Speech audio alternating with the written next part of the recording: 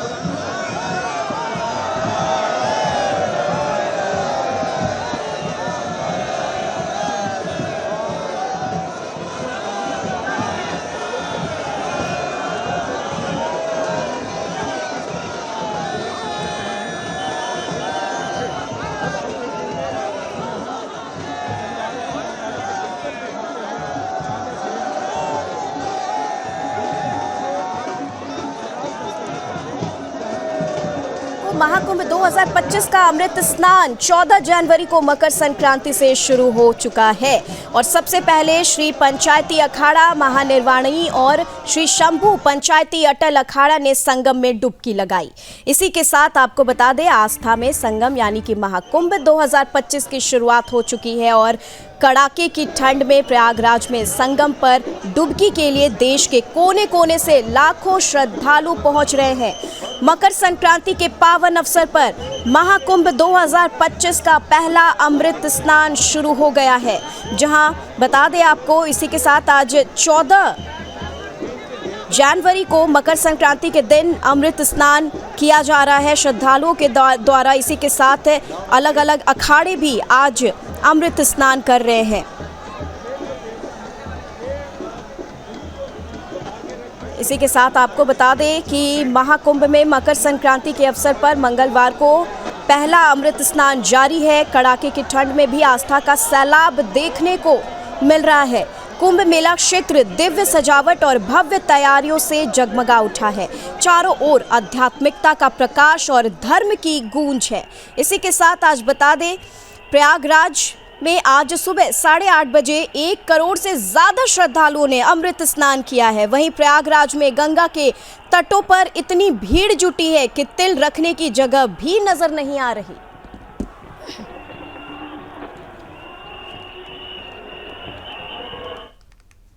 और चलिए इसी के साथ महाकुंभ की भूमि से इस वक्त हमारे साथ सहयोगी लावनी विनीत जुड़ गई हैं।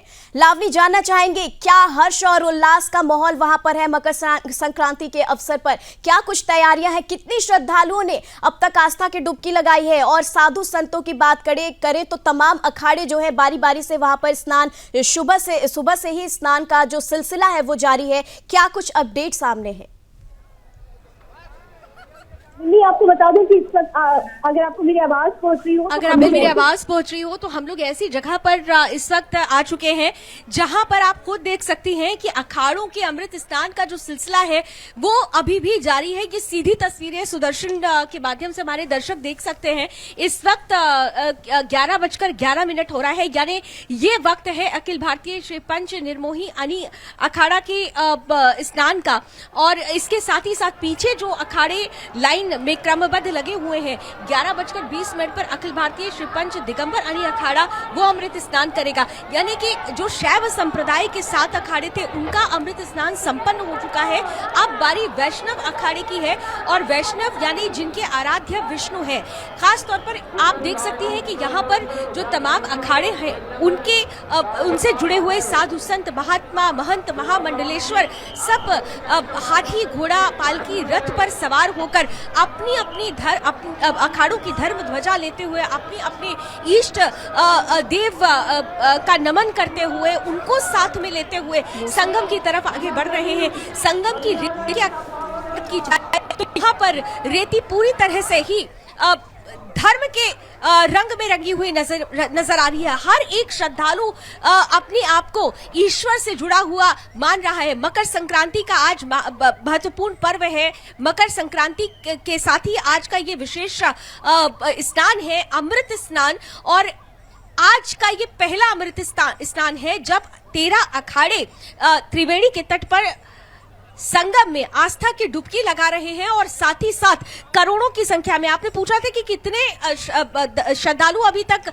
आस्था की डुबकी लगा चुके हैं, तो देखिए रिकॉर्ड टूट रहा है। मैंने सुबह ही जब शिवांगी हमारे साथ थी तो मैंने बताया था कि आज 4 से 5 करोड़ लोगों की आस्था की डुबकी लगाने का अनुमान लगाया जा रहा है। और इस वक्त जो आंकड़े हैं वो 1.5 करोड़ को पार कर चुके हैं।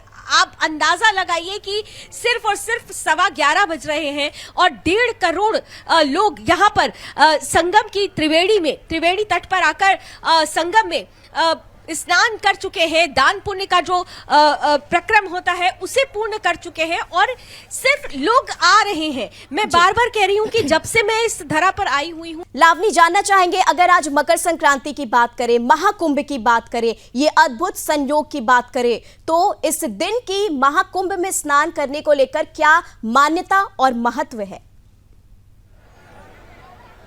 और महत्व की अगर बात की जाए तो सबसे महत्वपूर्ण ये है कि आज जो विशेष योग बनता है, यानी सूर्य नारायण हम जिन्हें कहते हैं, विष्णु जिन्हें हम कहते हैं, उपासना होती है सूर्य की, नारायण की और 33 करोड़ देवी देवताओं की।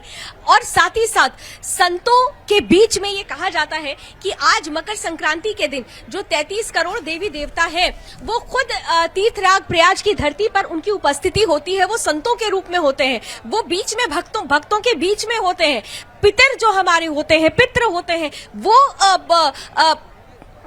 परलोक से धरती लोक पर आते हैं, वो स्वर्ग से धरती पर आते हैं अपने बच्चों को, अपनी पीढ़ियों को आशीर्वाद देने के लिए। तो इस लिहाज से मकर संक्रांति का ये जो पुण्य है, ये जो स्नान पर्व है, वो अपने आप में बहुत विलक्षण और दुर्लभ माना जाता है। न केवल धार्मिक दृष्टिकोण से, मैंने पहले भी बताया हुआ है कि धार्मिक और आध्यात्मिक दृष्टिकोण के साथ साथ इसका एक वैज्ञानिक दृष्टिकोण भी है। हमारा धर्म बहुत बड़ा विज्ञान है, उस विज्ञान को समझने की बस जरूरत है। लोग कहते हैं ना कि धर्म और विज्ञान अलग है, नहीं, दोनों एक दूसरे के पूरक हैं। अगर आप धर्मों को समझ लेंगे तो आप विज्ञान समझ जाएंगे। मकर संक्रांति के पर्व में जहां एक तरफ सूर्य दक्षिणायन से उत्तरायण होते हैं, यानी कि दिन बड़ा होता है, जो ठंड होती है वो कम जी, तो इस मौसम में जागृत होने लगती है।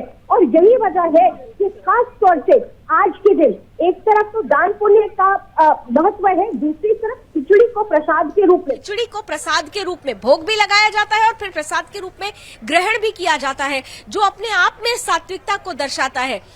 अभी फिलहाल मैं आगे बढ़ूं उससे पहले आप अगर अपनी टीवी स्क्रीन पर, मैं दर्शकों को चाहूंगी जरा ध्यान से देखिएगा, ये जो अखाड़ों के अमृत स्नान का सिलसिला है लगातार जारी है। मेरे सामने से ये जो जत्था गुजर रहा है वो अखिल भारतीय श्री पंच निर्मोही अनी अखाड़ा का है, यानी जो माफ कीजिएगा, अखिल भारतीय श्री पंच दिगंबर अनी अखाड़ा का ये पूरा जत्था है जो संगम की तरफ निकल रहा है, क्योंकि 11:20 पर इनके स्नान का जो समय है वो निर्धारित किया गया है। और निर्धारित समय के अनुरूप ही तमाम जो अखाड़े हैं, 13 अखाड़े, जिसमें शैव संप्रदाय से 7 अखाड़े हैं, 3 उदासीन से हैं और 3 वैष्णव संप्रदाय के हैं, अपने समय के अनुसार ही पूरा का पूरा अखाड़े का जत्था आगे बढ़ रहा है, पूरी क्रमबद्ध तरीके से आगे बढ़ रहा है। इसमें भी 3 पंक्तियां होती है, अग्रिम पंक्ति, मध्य पंक्ति और पीछे की पार्श्व पंक्ति।